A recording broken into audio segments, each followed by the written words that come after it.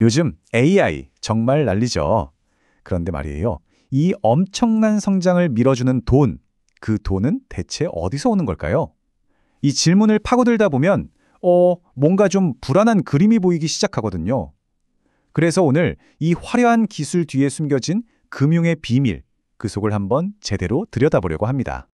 자, 이 문장이 오늘 우리가 할 이야기의 핵심입니다. 만약 AI에 올인했다면 이 이야기는 듣고 싶지 않은지도 모릅니다. 어떠세요? 좀 섬뜩하지 않나요? 만약 여러분이 AI에 정말 많은 기대를 걸고 계신다면 지금부터 제가 드리는 말씀이 조금은 불편하게 들릴 수도 있어요. 하지만요, AI의 진짜 미래를 보려면 이건 꼭 알아야 하는 이야기입니다. 이게 그냥 떠도는 이야기가 아니에요. 무디스, 피치 같은 이름만 들어도 알만한 세계적인 신용평가사들이 직접 이거 위험하다고 경고등을 겼거든요. 문제의 중심에는 바로 구조화 금융이라는 게 있습니다. 이름부터가 뭔가 복잡하죠? 근데 이 단어 혹시 어디서 들어본 것 같지 않으세요?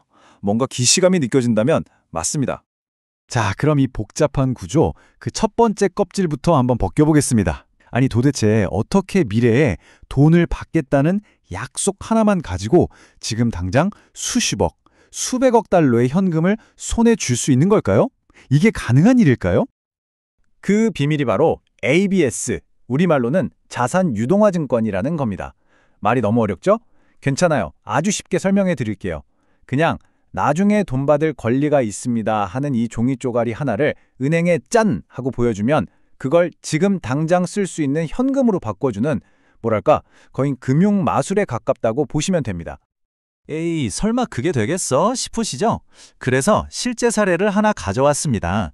바로 요즘 가장 핫한 데이터 센터 회사 코어위브랑 저기 페이스북의 모 회사 메타 사이에서 실제로 일어난 일이에요. 자, 흐름을 한번 보세요. 메타가 앞으로 니네 데이터 센터 쓸게, 돈 줄게 라고 약속을 해요. 그럼 코어위브는 그 계약서 하나 달랑 들고 가서 돈을 빌리는 거죠. 그리고 그 돈으로 뭘 하냐? 바로 AI의 심장이라고 불리는 GPU를 미친 듯이 사들여서 메타가 쓸 데이터 센터를 짓는 겁니다. 정말 놀랍지 않나요? 아직 있지도 않은 데이터 센터에 대한 약속 하나가 순식간에 수십억 달러 현금으로 바뀌는 마법인 거죠. 그런데 말입니다. 이 완박해 보이는 구조에도 아주 치명적인 약점이 하나 있어요. 바로 이 질문이죠. 만약에 돈을 주기로 약속했던 그 회사가 그 약속을 못 지키게 되면 그럼 어떻게 되는 걸까요?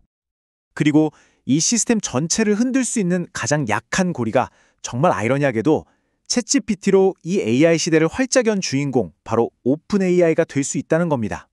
자, 이 숫자를 한번 보세요. 650억 달러. 이게 감이 잘 안 오시죠? 우리 돈으로 바꾸면 대략 90조 원입니다. 90조. 웬만한 나라의 1년 예산이랑 맞먹는 정말 어마어마한 돈이에요. 이게 바로 오픈 AI가 앞으로 매년 데이터 센터 비용으로 내야 할 거라고 예상되는 금액입니다. 매년이요. 바로 이 지점에서 모두가 고개를 갸우뚱하는 겁니다. 아니, 이 천문학적인 돈을 대체 어디서 나서 감당하겠다는 걸까요? 그쵸? 이게 제일 궁금하잖아요. 자, 오픈 AI의 재무 상태를 한번 보시죠. 문제가 아주 명확하게 보입니다. 예상 매출이 한 100억 달러 정도인데 이미 영업 손실이 140억 달러예요. 버는 것보다 까먹는 게 더 많다는 거죠. 그런데 여기에 매년 갚아야 할 돈이, 아니 지불해야 할 약속이 650억 달러가 더 있는 겁니다.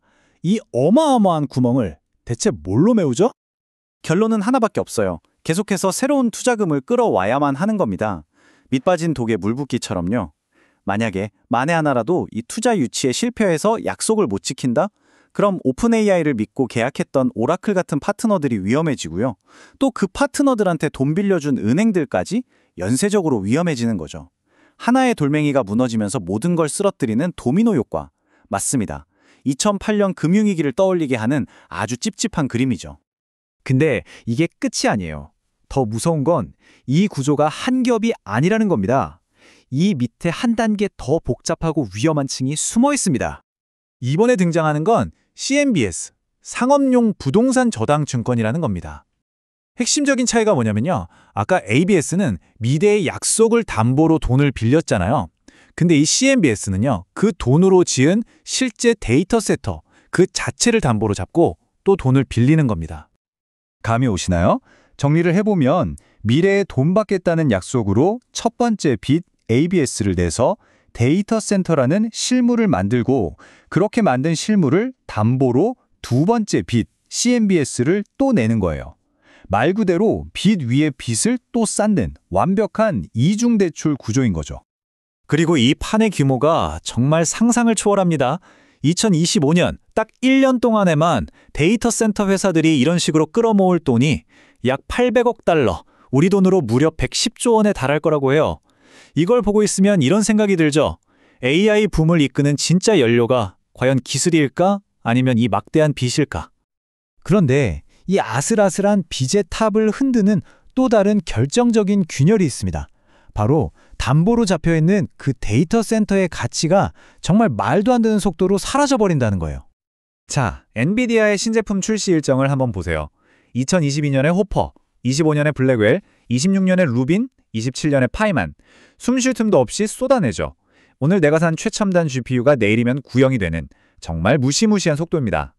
이게 왜 금융에 치명적인 문제냐고요? 이유는 간단합니다. 데이터 센터의 값어치는 사실상 그 안에 들어있는 GPU 가격이 전부거든요. 근데 5년만 지나도 한물간 GPU로 가득 찬 데이터 센터를 누가 비싼 돈 주고 쓰려고 하겠어요? 당연히 그 데이터 센터의 자산 가치는 땅으로 곤두박질 치는 거죠. 이 그래프를 보시면 훨씬 와닿으실 겁니다. 새로 나온 GPU의 가치를 100으로 놓으면요.